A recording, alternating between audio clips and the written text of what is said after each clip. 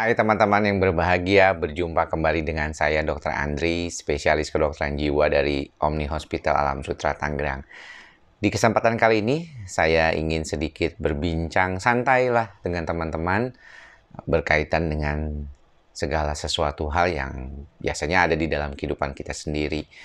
Dan mungkin kalau kita perhatikan, banyak hal-hal yang seringkali membuat kita khawatir di dalam kehidupan ini atau mengalami kecemasan karena banyak yang kita inginkan itu tidak tercapai. Ya, jadi kalau kita berbicara tentang keinginan kita, semakin banyak keinginan kita, maka kemungkinan untuk tidak tercapainya juga akan semakin besar, ya. Kalau kita punya sedikit keinginan, maka kemungkinan besar lebih banyak kemungkinan untuk bisa tercapai. Walaupun mungkin tidak semuanya menyetujui apa yang saya katakan, tetapi data statistik memang mengatakan demikian. Bahwa kalau kita itu keinginannya tidak terlalu banyak, mungkin kita tidak terlalu akan punya kesulitan untuk memenuhi keinginan tersebut, ya.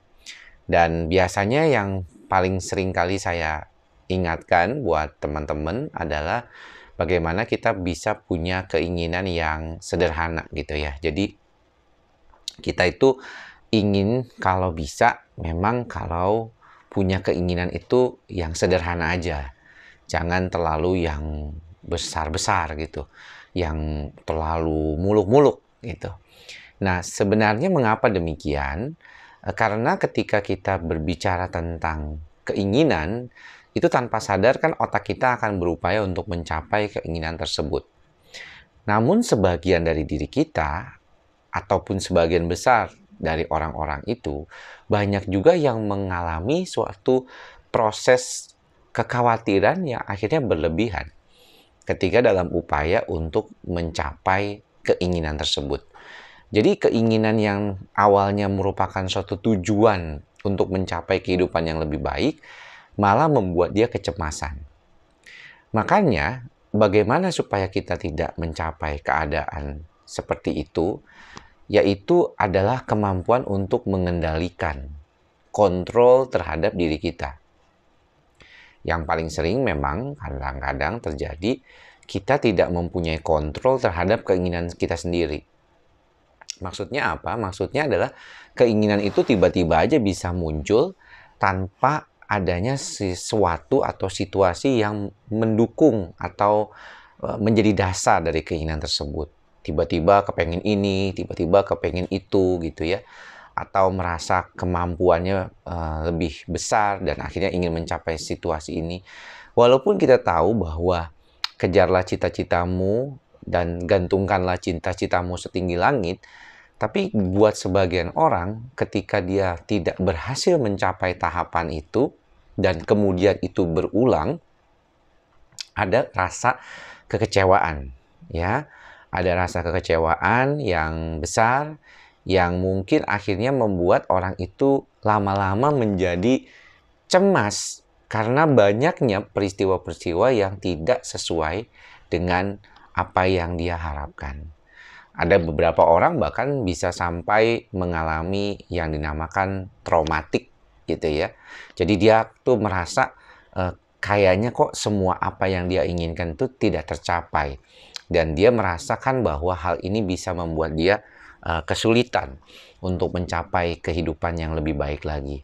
Dan ada rasa khawatir tentunya. Ya, bayangkan coba kalau kita punya tujuan harapan, terus tiba-tiba semuanya itu tidak terjadi ataupun tidak tercapai.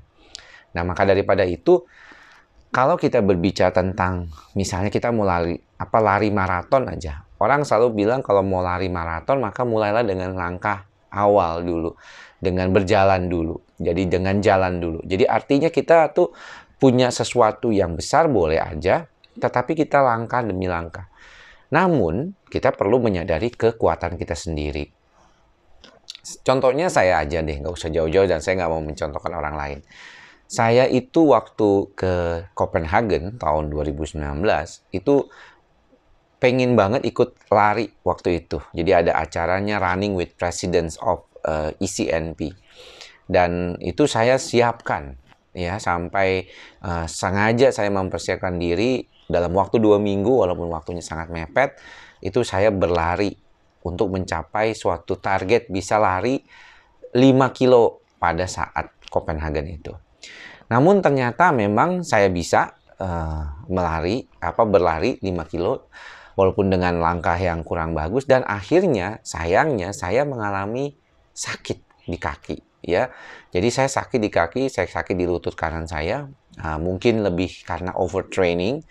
Dan saya waktu itu berkonsultasi dengan salah satu spesialis kedokteran olahraga yang kebetulan adik kelas saya, dan dia mengatakan mungkin abang ini terlalu overtraining ya, jadi memaksakan diri waktu itu untuk mencapai target bisa lari 5 km. Sedangkan pada saat latihan saya tuh paling bisa lari itu sekitar 3 km, paling bisa itu juga. Nah, ketika saya melihat kembali, saya punya tujuan cukup lumayan 5 kilo, tapi kemudian saya nggak sanggup melakukannya dan malah luka. Artinya saya sebenarnya tidak mengetahui, menyadari kelemahan dan kekurangan saya sendiri. Saya paksa diri saya pikir saya bisa, namun ternyata tidak bisa ya, karena usia sudah 40-an ke atas, mungkin juga saya punya kelemahan di kaki saya, di sebelah kanan saya, overtraining juga, saya terlalu memaksakan, jadi akhirnya terjadi hal yang malah tidak diinginkan ya. Saya mengalami cedera gitu istilahnya. Dan ini yang penting untuk diperhatikan juga di dalam kehidupan kita, bahwa kadang-kadang kita terlalu mematok terlalu jauh ya, kita tidak menyadari kemampuan diri kita sendiri, dan ketika kita tidak mencapai keadaan itu, kita menjadi cemas ya, kita menjadi merasa kecewa, kita tidak percaya diri ya, dan akhirnya itu yang memupuk rasa kecemasan ya. Jadi tidak heran kalau pasien-pasien yang datang ke klinik psikosomatik Omni biasanya selalu mengatakan bahwa stres ini sebenarnya saya juga nggak tahu dari mana. Dan mungkin apakah itu berhubungan dengan situasi yang menurut saya selalu berada pada kondisi yang kita tidak ketahui, karena sebenarnya itu terjadi pada hari-hari kita sendiri. Jadi kita merasa bahwa kayaknya sih ini hari-hari biasa ya, saya sudah menjalaninya setiap hari, tapi kok kenapa bisa gitu. Saya nggak tahu bahwa dasarnya itu adalah bagaimana kita mengelola pikiran dan perasaan kita. Jadi buat teman-teman, silakan saja tuju apa yang teman-teman ingin raih. Tetapi kalau memang teman-teman merasa kesulitan untuk meraihnya dan memang tidak mudah untuk meraihnya itu, jangan kecewa, jangan putus harapan, lakukanlah, sadari diri kita. Dan kalau memang kita merasa bahwa kita tidak mampu, kita perlu menyadari hal tersebut. Ya, dan bukan berarti kita menyerah, tapi kita mencoba merasionalisasikan apa yang mungkin kita bisa raih untuk kedepannya. Mudah-mudahan dengan demikian kita tidak menjadi orang yang penuh kecemasan dan bisa terus mindful, bisa terus aware, sadar diri, dan ikhlas dengan kehidupan kita. Semoga apa yang saya sampaikan kali ini bermanfaat buat teman-teman semua. Sampai bertemu lagi di video-video selanjutnya. Salam sehat jiwa. Bye-bye.